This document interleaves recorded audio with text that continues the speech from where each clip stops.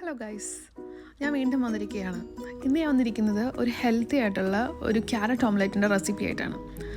ഞാൻ എക്സ്പെരിമെൻറ്റ് ചെയ്തു. ഞാനങ്ങനെ വേറെ ഇവിടെ നിന്നും ഇത് കഴിച്ചിട്ടില്ല. അപ്പം ഞാൻ സ്വയം ഒരു എക്സ്പെരിമെൻറ്റ് ചെയ്തിട്ട് ഫാമിലിക്കും ഫ്രണ്ട്സിനും ഒക്കെ ഇഷ്ടപ്പെട്ടു, എനിക്കും ഇഷ്ടപ്പെട്ടു.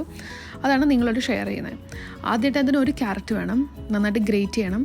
എന്നിട്ട് നമ്മൾ ഒരു ഒനിയൻ എടുക്കുന്നുണ്ട്. ഒനിയൻ ചെറുതായിട്ട് ക്യൂബായിട്ട് ചോപ്പ് ചെയ്യാണ്. ചോപ്പ് ചെയ്ത് കഴിഞ്ഞിട്ട് നമ്മൾ ഓയിലും ഒനിയനും ഉപ്പും ഇട്ടിട്ട് നന്നായിട്ട് പാനിൽ വിട്ടിട്ട് നന്നായിട്ട് വഴറ്റുവാണ്. വഴിച്ച് എനിക്ക് കൂടുതൽ അങ്ങ് ബ്രൗൺ ആവണ ഇഷ്ടമല്ല.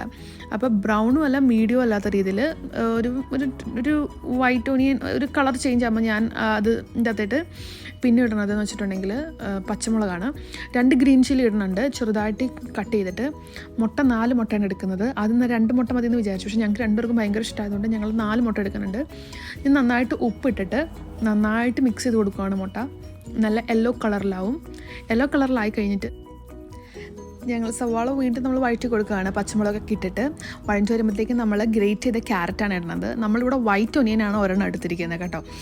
എന്നിട്ട് നന്നായിട്ട് മിക്സ് ചെയ്ത് കൊടുക്കുക. നന്നായിട്ട് വഴണ്ട് വരണം. എനിക്കും അങ്ങനെ കൂടുതൽ അങ്ങ് ബ്രൗണിഷ് ആവണ ഇഷ്ടമല്ല, കാരണം നമ്മൾ ക്യാരറ്റ് റോ ആയിട്ടും കഴിക്കാറുള്ളതാണ്. അതുകൊണ്ട് എനിക്ക് ചെറുതായിട്ടൊന്ന് വാടിയാൽ മതി. എന്നിട്ട് അതൊരു ചെറിയൊരു സ്ലൈഡ് കളർ ചേഞ്ച് ആയി കഴിയുമ്പോഴത്തേക്കും നമ്മൾ ആ അടിച്ചു വെച്ച മുട്ടയായിട്ട് മിക്സ് ചെയ്യാണ്.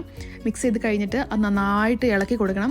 നന്നായിട്ട് ഇളക്കി ഞാൻ ഈ സെയിം പാൻ തന്നെയാണ് മുട്ട പൊരിക്കാനും യൂസ് ചെയ്യുന്നത്, ഓംലെറ്റ് ആക്കാനും യൂസ് ചെയ്യുന്നത്. നിങ്ങൾക്ക് വേണമെങ്കിൽ വേറെ എടുക്കാം, വേണമെങ്കിൽ കുറച്ച് ഓയിൽ ഒഴിക്കാം. പക്ഷേ ഞാനതൊന്നും ചെയ്തിട്ടില്ല. നന്നായിട്ട് മിക്സ് ചെയ്ത് കഴിഞ്ഞിട്ട് ഞാൻ ആ മുട്ടയുടെ ഇൻഗ്രീഡിയൻസ് എല്ലാം കൂടെ കൂടിയിട്ട് ഞാനാണെങ്കിൽ പാനിട്ട് ഒഴിക്കുകയാണ്.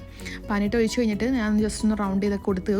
എന്നിട്ട് ഞാനൊരു 3 to 4 മിനിറ്റ്സോളം വൺ സൈഡ് കുക്ക് ചെയ്യാൻ വെക്കുന്നുണ്ട്. കാരണം ഈ മുട്ട നല്ല തിക്കായിട്ട് വന്നതാണ്.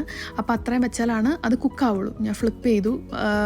എനിക്ക് അങ്ങനെ ഫ്ലിപ്പ് ചെയ്യാൻ അറിയില്ല, പക്ഷേ എന്നാലും ഞാൻ സ്പൂൺ വെച്ചിട്ട് തന്നെ ഫ്ലിപ്പ് ചെയ്തു.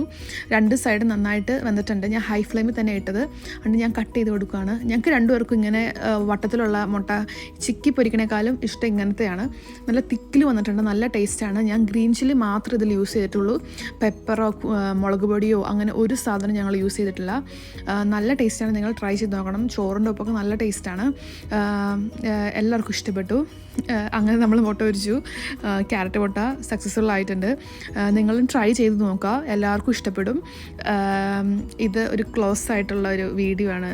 ഞാൻ മുട്ട ക്യാരറ്റ് ഓംലെറ്റിൻ്റെ നല്ല ടേസ്റ്റ്